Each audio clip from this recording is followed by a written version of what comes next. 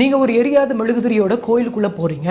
உங்கள் கையில் தீப்பெட்டி இல்லை, தீக்குச்சியும் இல்லை. ஆனால் திடீர்னு உங்கள் மெழுகுதிரி பற்றி எரிஞ்சிச்சு அப்படின்னா உங்களுக்கு எப்படி இருக்கும்? எருசலேமில் நடக்கக்கூடிய ஹோலி ஃபயர் அப்படிங்கிற ஒரு அதிசயம் ஒவ்வொரு ஆண்டும் ஹோலி சாட்டர்டே, அதாவது ஈஸ்டருக்கு முந்தைய சனிக்கிழமை, த சர்ச் ஆஃப் ஹோலி செப்புல்கர், அதாவது இயேசு அடக்கம் செய்யப்பட்ட இடத்துல கட்டப்பட்ட அந்த ஆலயத்துக்குள்ள ஆர்த்தடாக்ஸ் திருச்சபையினுடைய தலைமைக்குரு எரியாத மெழுகுதிரியோட உள்ளே போவார்.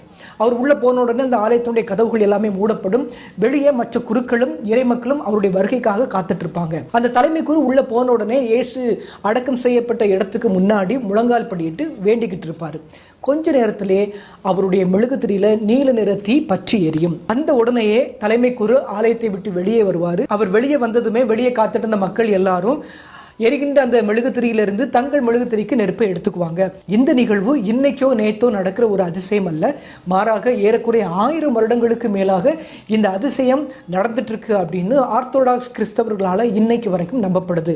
என்ன ஃபாதர் கதையை விட்டுட்டு இருக்கிறீங்க அப்படின்னு நீங்கள் நினச்சிங்கன்னா நீங்களும் கூகுளில் போய் சர்ச் பண்ணி பார்த்துக்கலாம். இந்த ஹோலி ஃபயர் என்கிற இந்த அதிசயத்தை பற்றி தெரியாத உங்களுடைய கிறிஸ்தவ நண்பர்களுக்கு இந்த வீடியோவை ஷேர் பண்ணுங்கள்.